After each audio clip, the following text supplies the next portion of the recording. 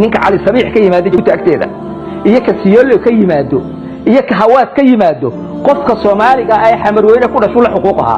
wuxuu kaliyo ka xigay waxay ahayd guriga isagu leeyahay iyo beerta isagu leeyahay isku xuquuq bay ahayd laakiin maanta maxaynu aragnaa qof Soomaaliya dad Soomaaliya oo laga tarxiilayo gobol Soomaaliya oo leeyahay uma adalanin meel kala doctor laga soo tarxiilayo waxaan u maleeyahay taas inay cad tahay meesha meel ka xun baynu gaari doonaa federalismku wuxuu ina geeriyay ummadii ciriiri hatta dhaqaalihii iyo baabi'iyay waayo xabada mooska ama xabada cambaha ee jilib laga keeno marka ay afkooyo lagu soo cashuuro ee xamar lagu cashuuro ee jawhar lagu cashuuro ee cadaada lagu cashuuro gaalkacyo lagu cashuuro qiimahay ku tagaysaa boosaaso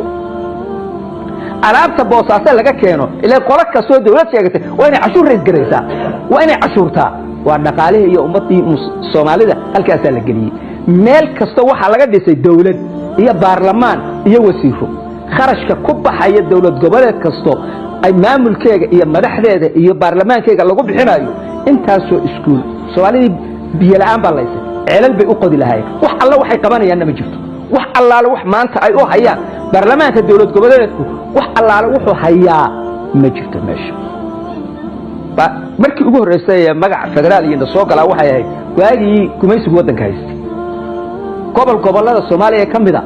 uu Talyaanigu wuxuu ku qanciyay isku day inuu ku qanciyo ee Soomaalida kale ka duwan yihiin sida daraaddeed ay xuquuq u helaan Soomaaliya markay dawlad qaadato waa inay ku muddo federaal in la sameeyo falxamdulillah dadkii Soomaalida markaa hogaaminayay gaashaanka u daruureen halka kama soo kicin kii labaad ee ku soo xigay ee Soomaalida lagu baabi'inayay waa kan marka waxaan u maleynayaa bari waxa ka xigta dawladii Soomaaliya jabhada lagu burburiyo cadawba soo hogaamiyay haddana magacii Soomaalinimo dawlad goboleedya bedelay barina waxa ku xigto ogaada dawlad goboleedku wadankay rabtay ku beeri kartaa habbaciisanina arinta waxaan xasuustaa dawladda Jubbaland markii la dhisay dawlad goboleedka Jubbaland madaxdii u tartamaysay nin kamida Sheekh Shakuur waa arintaasi meel walba ku taalaa wuxuu ku khudbeeyay Kenya waa stakeholder bay ku tahay arrimaha Soomaaliya yaani qayb bay ku leedahay waa